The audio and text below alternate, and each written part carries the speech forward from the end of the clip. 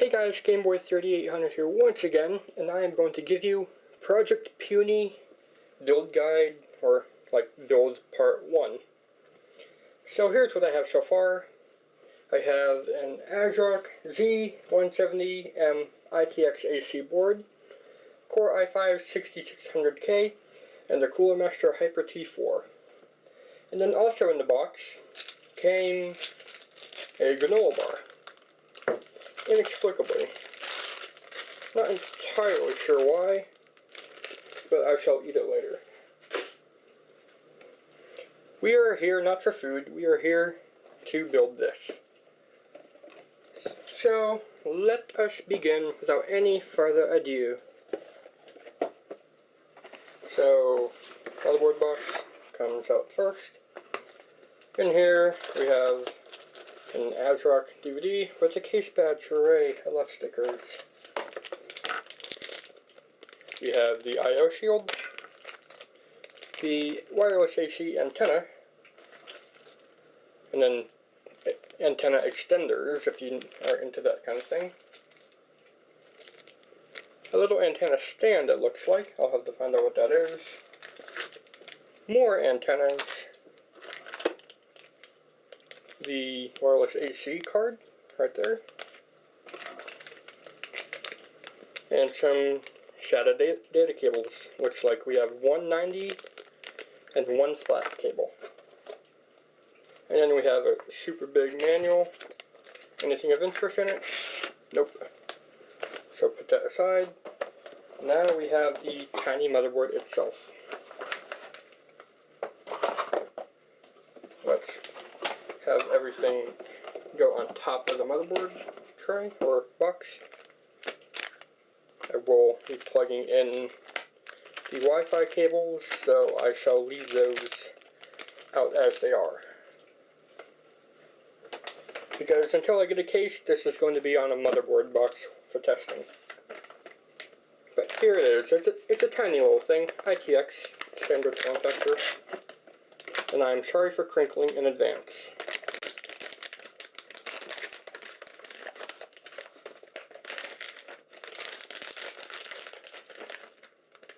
There we go, that wasn't too much crinkling.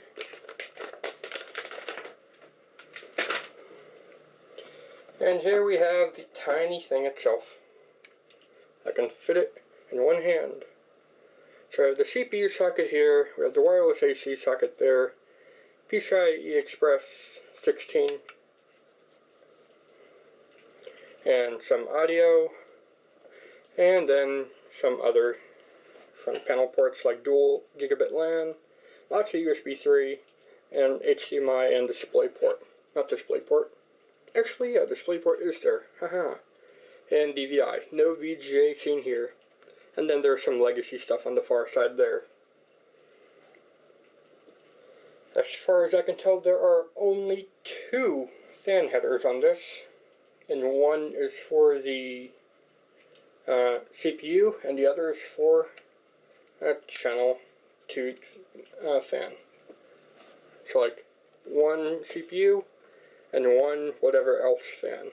So there's no CPU optional fan here. Look at where they stuck the CMOS battery. They just stuck it right there. I've never seen that before. That's unique. Now, how do we get the wireless AC connectors going on through? I don't see any sort of space for them to come through in the I/O, unless it's on the shield, and it is. Though only two antenna connections, and there's three. Let's take out the I/O shield now so I can show you.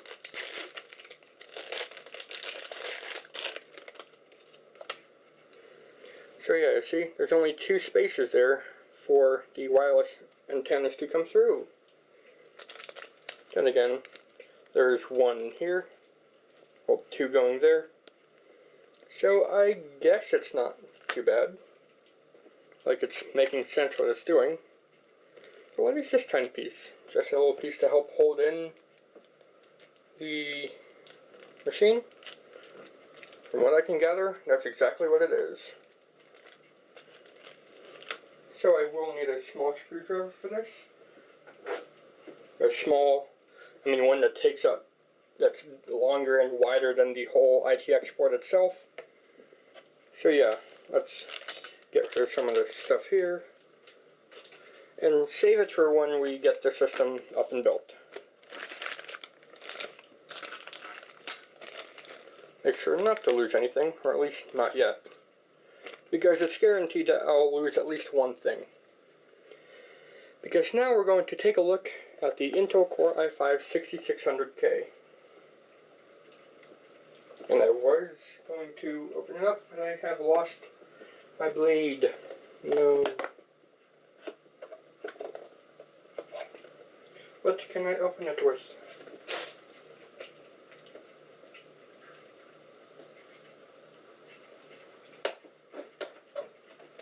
There we go, I got it. I used something on the sideline. So, I opened up the seal on this side so that we don't ruin the specs sheet there. You can take a look. And there you go. Now let's try to open it, keeping it in relatively one piece. Probably not going to be that easy. There we go, I got it. So taking it out, just like so. Only thing in here is, ooh, a new case badge for Intel sockets. That's neat. I'll see if I can get a Core i7 one like that and put it on Project Bolide. And then there's nothing else in the box, no extra McAfee security thing. That used to be their sponsor, I guess, but now they've ditched it for some reason or another. Let's get the processor out of its cardboard prison. And here it is. I'm going to lift the retention arm on the motherboard, keeping the cover on so that it'll pop off when the CPU is inserted. The CPU has a gold triangle right in the corner, and that will align with the white painted triangle on the motherboard there. Or, if you also get lost, there's also a triangle on the black cover for you to follow. Taking it out, here's what it looks like. It looks like any other standard LGA 1150X series. So 1150, 1151, 55, 56, they all look pretty much the same, as do the sockets, so don't try to mix them up, as you will probably kill the system. And as a matter of fact, not probably, almost certainly. So drop it in there. You can give it a small wiggle if you need to.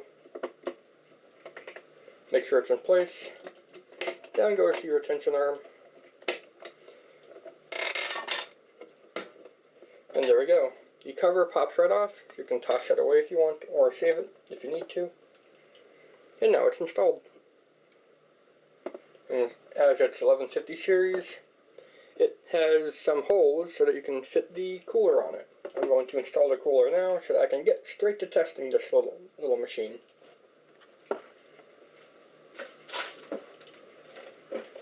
I shall use some of my own thermal compound instead of the little bit that's included with the Hyper T4, as I found Cooler Master thermal paste to be not that great, I'll be honest.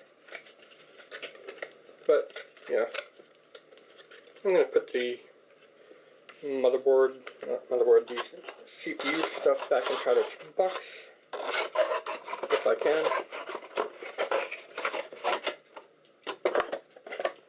I'm amazing at this.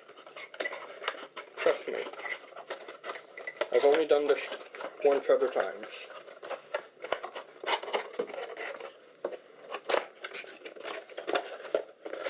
There we go.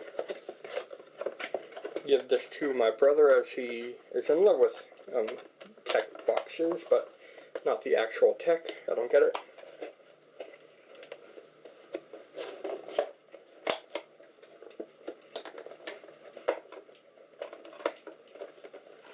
close enough. It's not wanting to go all the way in, but it still looks pretty good. So, CPU top is clean, supposedly. Probably should go over it once with rubbing alcohol.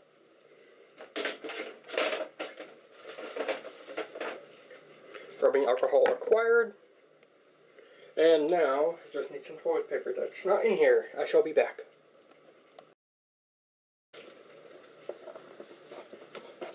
Found some.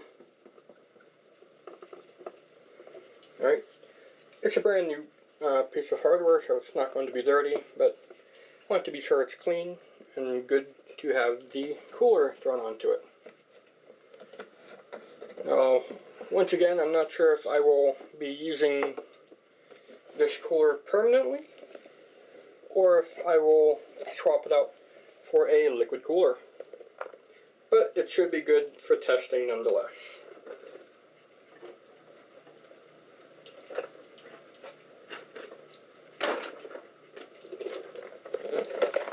Wow.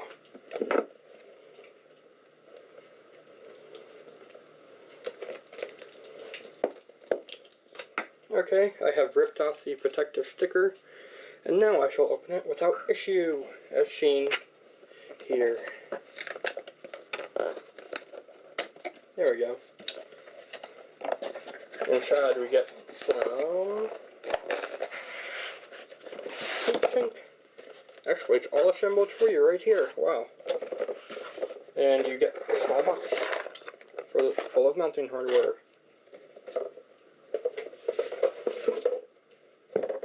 And then finally, we get some instructions for how to throw it on to the cooler or socket. A parts list. And what I'm guessing is a small warranty thing. Yep. Warranty info. And then you have a thing that you're never supposed to eat. Toss it away. And then in here is the cooler itself. So toss the foam away. And here it is. It's a 8 or quad heat pipe design up top.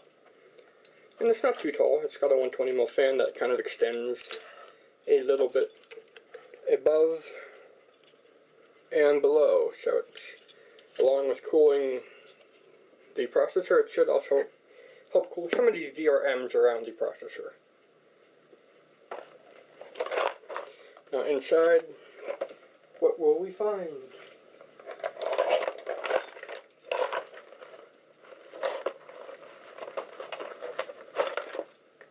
We will find a box that does not want to be opened. There we go. So everything's in a baggie, I was right. So the box can be folded up and put back inside the big box. I guess that's kind of foam.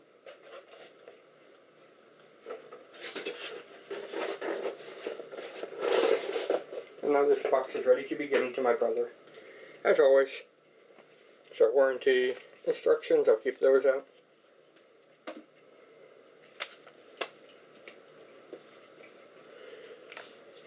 Yep. Actually, are these two different sets of instructions? One for Intel, one for AMD?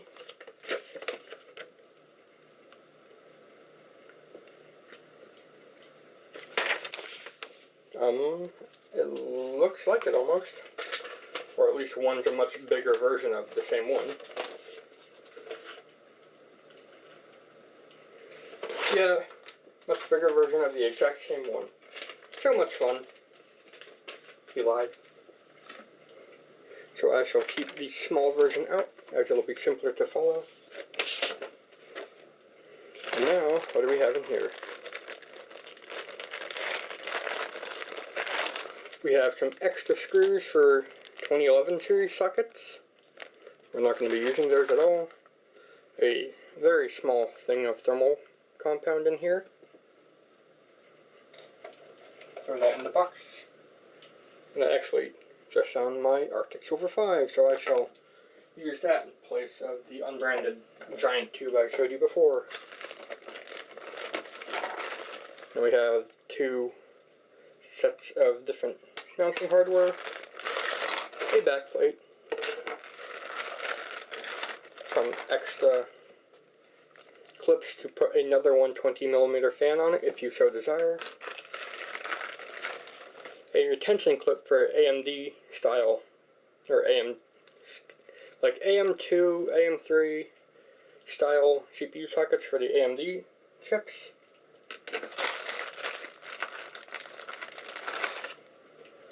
Some rubber isolators to keep fan noise down, if that's your thing. Another side retention clip. And some fan screws for if you want to add another fan.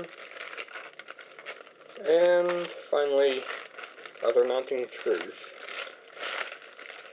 So I will get the fan out of here since we're not going to be putting another fan on here, at least not yet. Or probably at all, since I plan on having another fan coming from above as the intake, so that this has more clean, fresh air. And here's the rest of our hardware.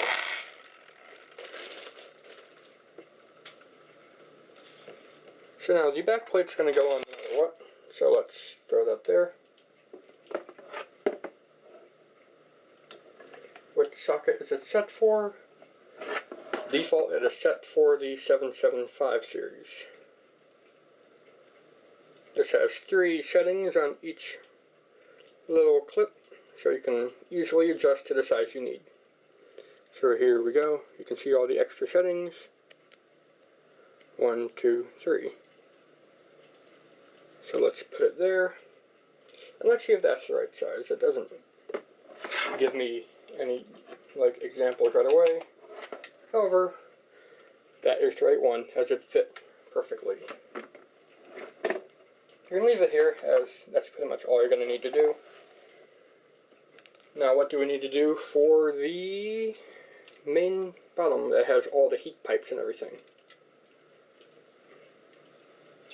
It will be easier to do this without the fan, so I shall unclip it. And then put it back on when I need it. There we go. Let's not lose any screws. I'll put the fan up here. Oh no, I have dropped a remote controller. I guess it doesn't matter which way you have it. It's going to be identical no matter which way you throw at it. Now, how does do? That is question.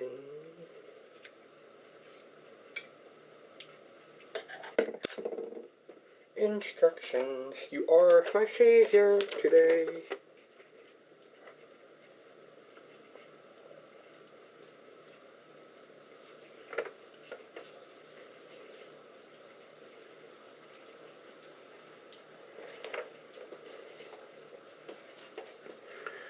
It actually seems like we do need the retention clip for all sockets. Where did I throw that? Oh no, what have I done? Here it is.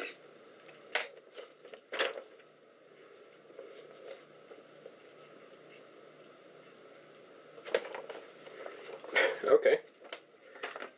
Simple enough. We throw the clip in here, as it's going to be used here, seemingly no matter what. There it is, installed. Oh, I threw it in upside down. How great of me.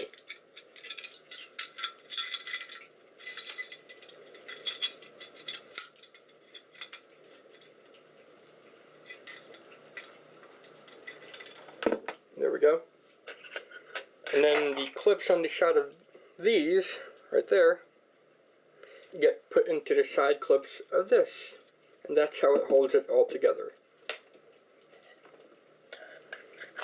So what we want to do first is install our little clips there.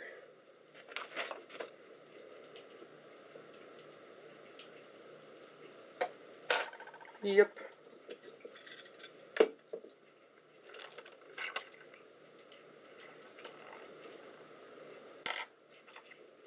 So you you screw these 4 screws in onto the screws that are coming out of the bottom of the board now, since we put the backplate in.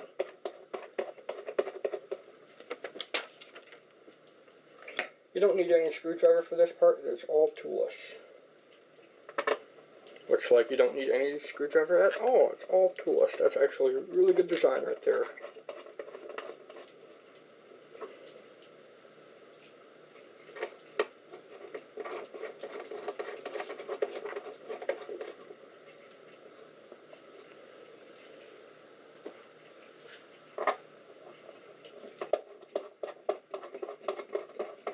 I know this may seem slightly boring, but it is always how it is. I suppose I could give you a top-down perspective as I install the cooler, but I've gone this far, so why bother? Now, which way do you orientate the clips?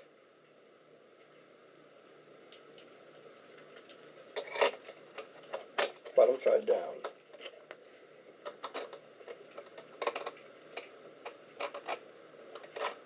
They only fit in one way.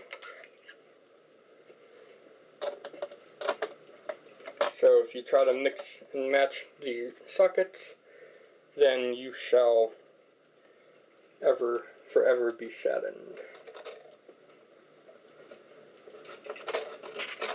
Screwing it in. Ooh, wow, is that actually going to reach? There are capacitors right there.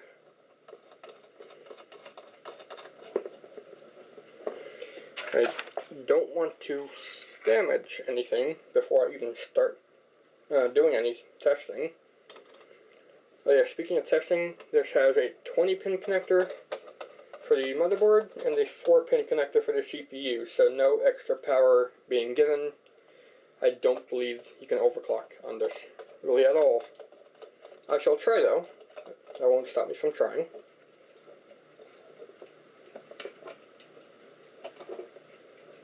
Let's tighten these up. And now we put this on, let's say this way, so the name is in line. First clip is going to be the back clip there without the retention holder there. But first we need to add some thermal compound. Here's my vial of stuff. And I'm going to use the dot method since it's not a big die.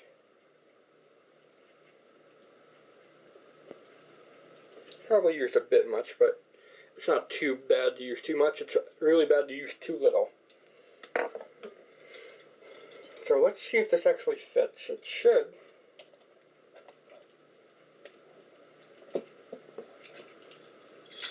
Oh, and I should also remove the bottom bit here. That would have been really bad. Yeah, okay. What is going on here? Why is due?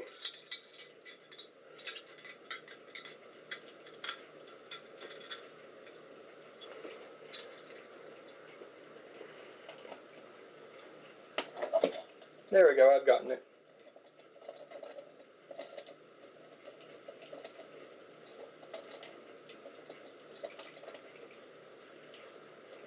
That's that.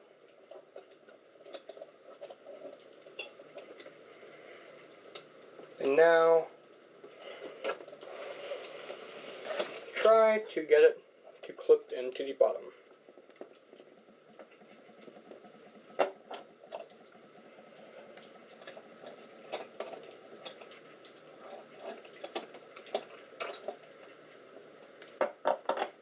There we go, I've gotten it. And now twist to tighten. Yay. Cooler is installed. Nice and sturdy, it's holding the whole board with no issue. Making sure there's enough clearance for the 4-pin CPU power. And now we're going to install the fan back on.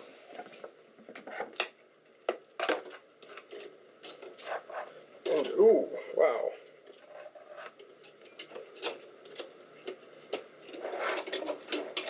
Master did not entirely think this through, did they? It's actually going to be quite difficult to get the fan back on with the retention arm right there. I suppose I could have it in a pull configuration, that wouldn't be too bad.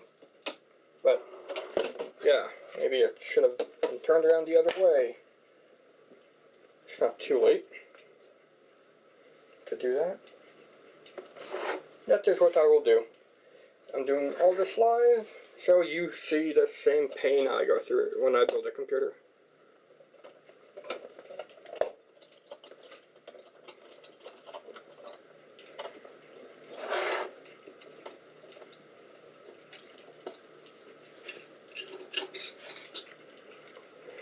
There we go.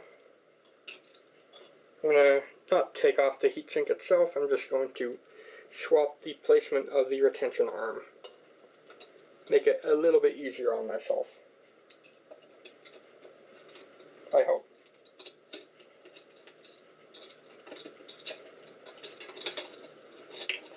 There we go, I got that through. That's through. That retention clip is through.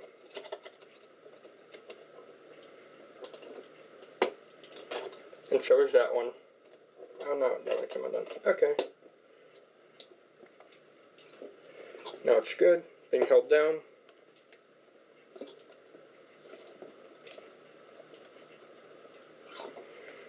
Trying to get it even on the die.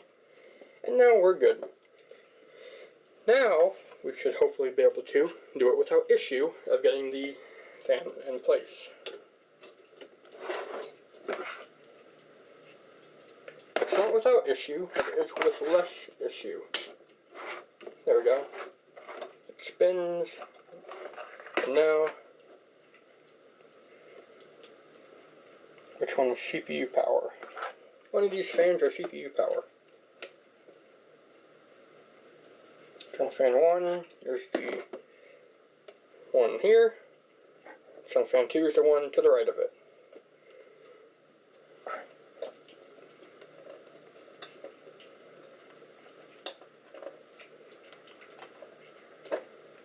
Yay! So now in theory, we are good to power up. Oh yeah, the Wi-Fi card. That's the next thing to do.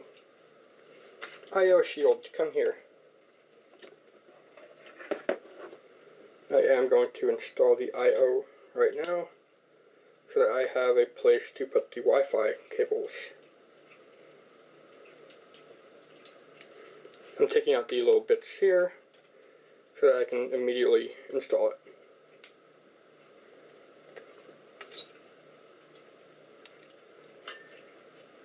So that's good to go. I'm going to pack up the instructions right here. Put them with the rest. And these may come in use later, I am not sure yet. And do we have enough clearance by this heatsink to install our Wi-Fi cable? As you can see, it's awfully close. What is in the tiny baggie over here?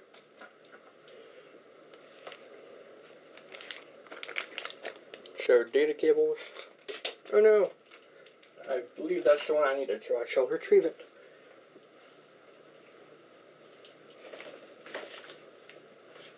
This will be harder than I thought, because there's a monitor down here that I need to move.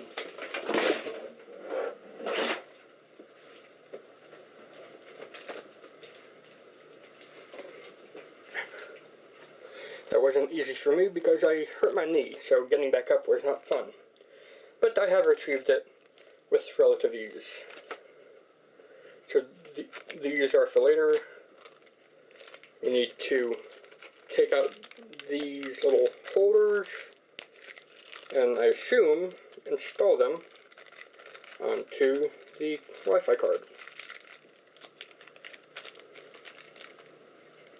Wow, that's a tiny bag for some very tiny screws. I may need to undo the cooler, the heat tower thing, Cooler Master, yes, in order to get this installed. However, I do see how it would go on. It would would go in like so, this one into the motherboard, and this one into one of the top screw places of the Wi-Fi card, so that it is in place and doesn't go anywhere. So let us take out the Wi-Fi card. Here it is. It kind of hopped into my hand.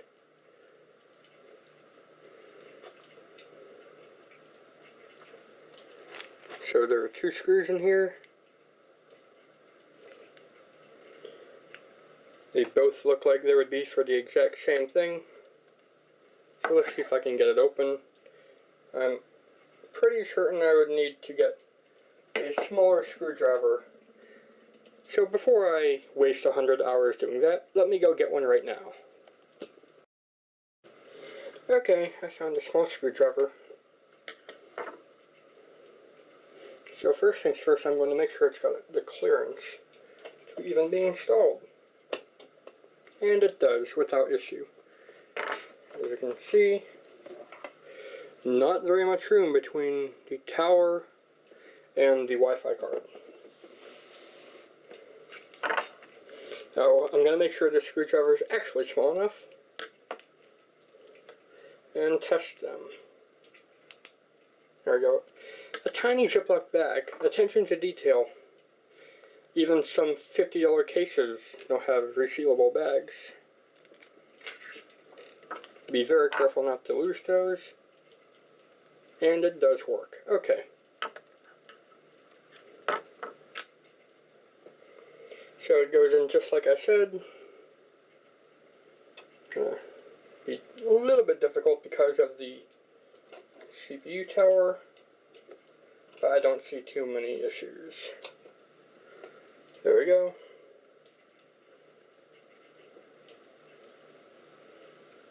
Let's try not to screw this up, so I don't have to go looking for another screw.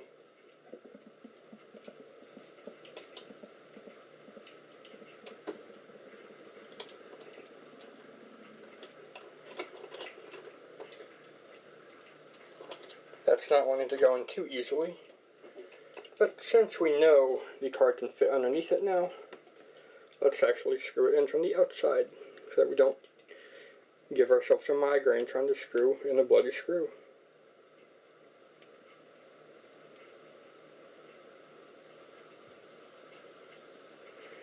There we go, it's installed.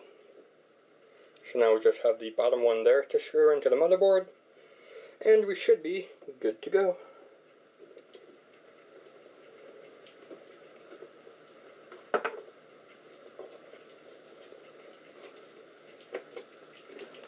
There we go. Now the other screw presumably goes directly into the board. Assuming I don't lose it, because it's so tiny.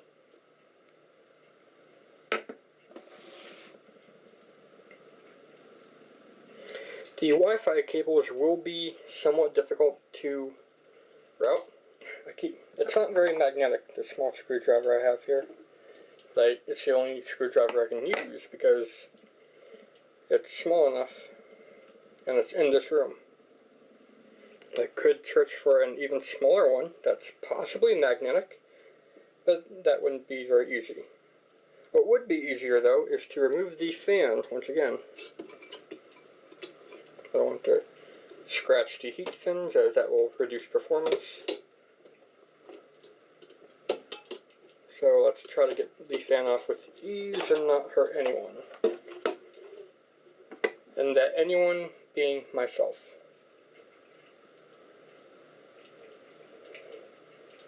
Now we can try again with more confidence. Still not easy.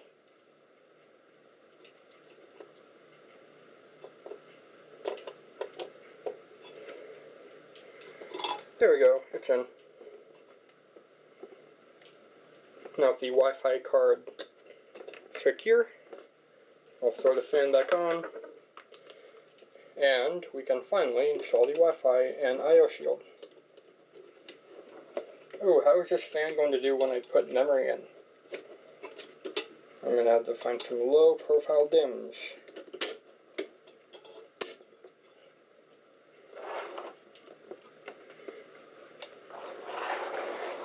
I can install the one I'm going to put in the outside slot, but I don't know how it will fare with the fan right there.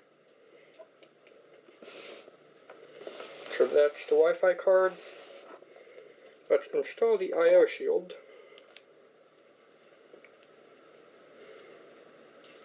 And there we go. It's not going to want to stay on until I screw in the Wi-Fi connections. Or even stay in at all, because it's meant to be inside a case. So let's undo the wires bag.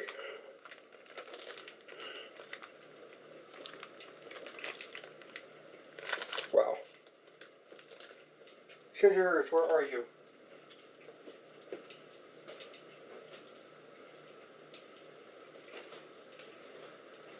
I swear to God I just had them.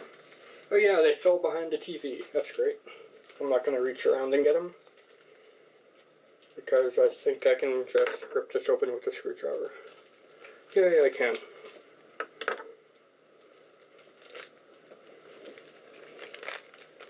So here's the cables.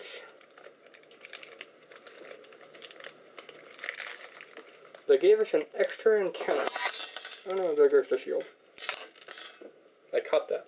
Ooh, oh my God.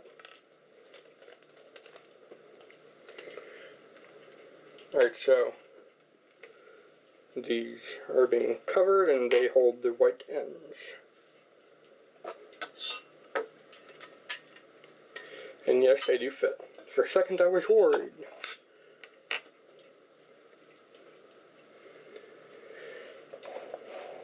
Not sure which way the screws would go to hold it. I would assume on the outside.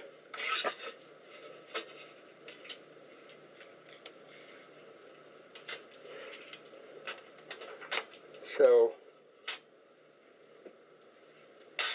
one is here, one is there. They are supposedly labeled.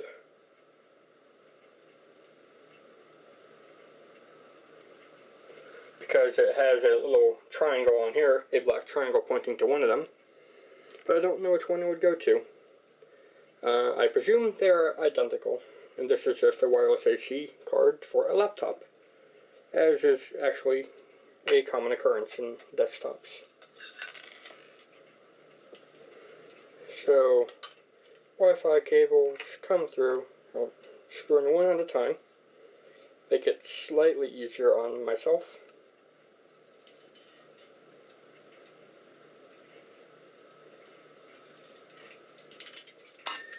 Oh no, I found it, yay.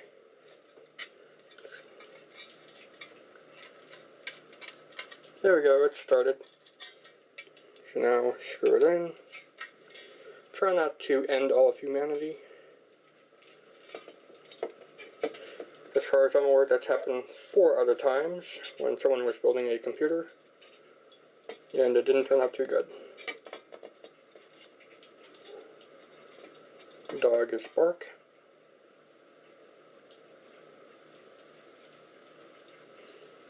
And that's one.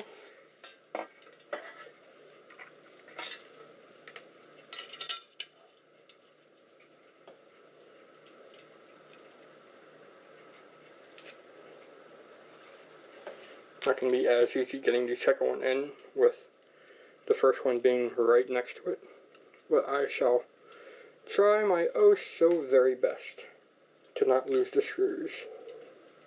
Why does dog bark?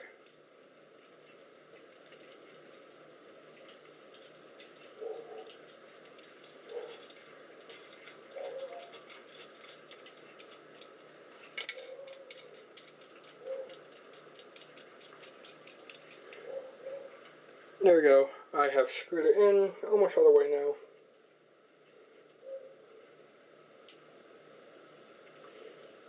And there we go. They are ready to be installed.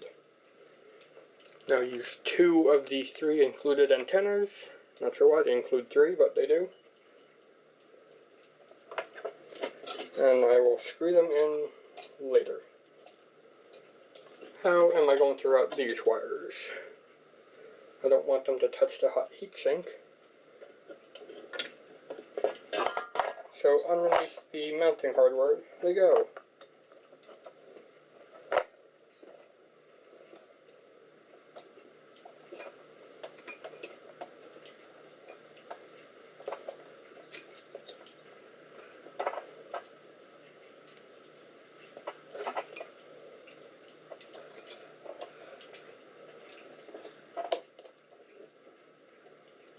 Installing these very tiny Wi-Fi cables is never easy. You gotta hear them click in and hope they work.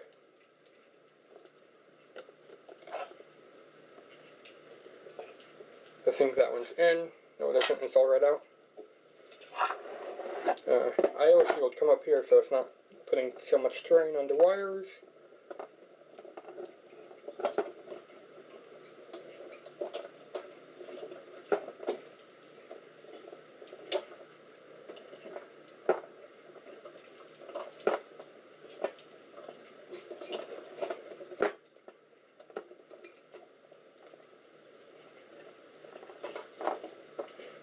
Let's install the easier one first.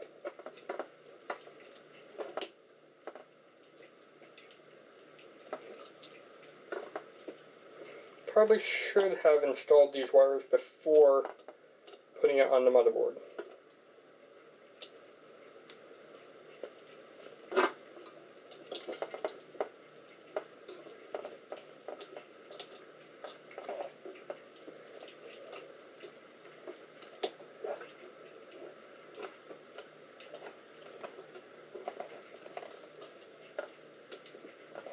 I shall get back to you when they're installed. There we go, I have gotten it installed.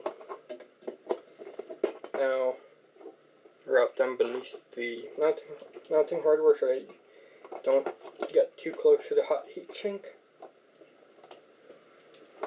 Keyword being try.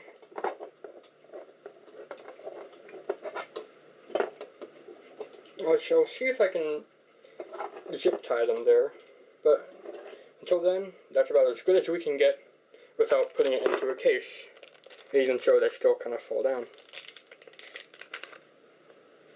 So, one of the antennas right here, I am going to install them.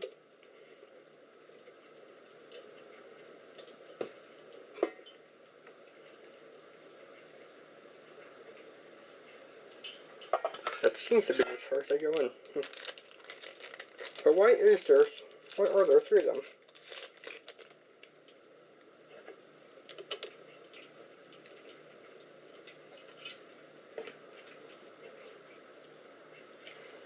Yeah, they don't go in all the way.